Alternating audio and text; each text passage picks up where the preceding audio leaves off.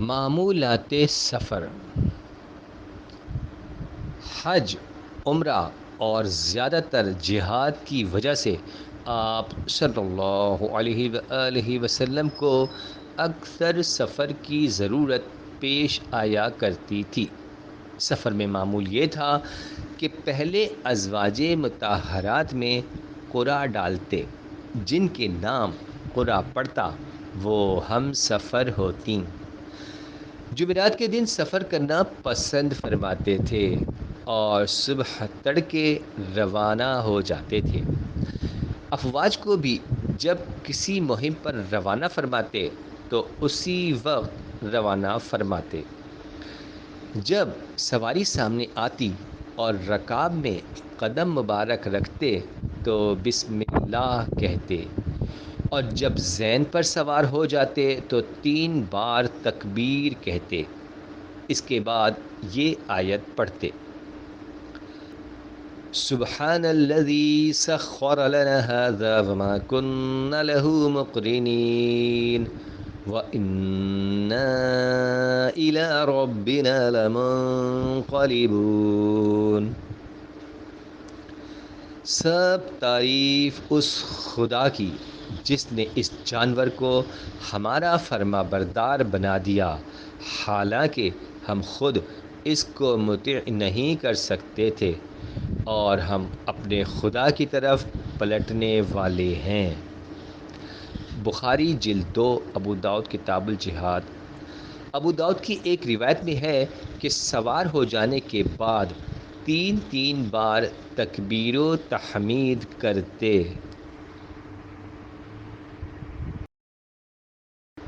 پھر یہ دعا فرماتے: خدا وندہ، اس سفر میں ہم تجھ سے نیکی، پرہیزگاری اور عمل پسندیدہ کی درخواست کرتے ہیں۔ خداوندہ، ہمارے اس سفر کو آسان اور اس کی مسافت کو طے کرا دے۔ خداوندہ، سفر میں تو رفیق ہے، بال بچوں کے لیے تو ہمارا قائم مقام ہے۔ خداوندہ، میں سفر اور واپسی کے آلام، مصائب اور گھر بار کے مناظر قبیحہ سے تیری پناہ مانگتا ہوں۔ جب واپس ہوتے تو اس میں اس قدر اضافہ کر دیتے: آئبون تائبون عابدون لربنا حامدون۔ راستے میں جب کسی چوٹی پر چڑھتے تو تکبیر کہتے، اور جب اس سے نیچے اترتے تو ترنم ریز تسبیح ہوتے۔ صحابہ رضوان اللہ علیہم اجمعین بھی آپ کے ہم آواز ہو کر تکبیر و تسبیح کا غلغلہ بلند کرتے۔ جب کسی منزل پر اترتے تو یہ دعا فرماتے: اے زمین میرا اور تیرا پروردگار خدا ہے، میں تیری برائی سے اور اس چیز کی برائی سے جو تیرے اندر ہے، اور اس چیز کی برائی سے جو تیرے اندر پیدا کی گئی ہے، اور اس چیز کی برائی سے جو تجھ پر چلتی ہے، پناہ مانگتا ہوں۔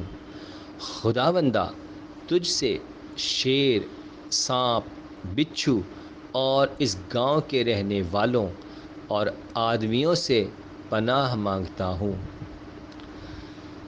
جب کسی آبادی میں داخل ہونا چاہتے تو یہ دعا پڑھتے: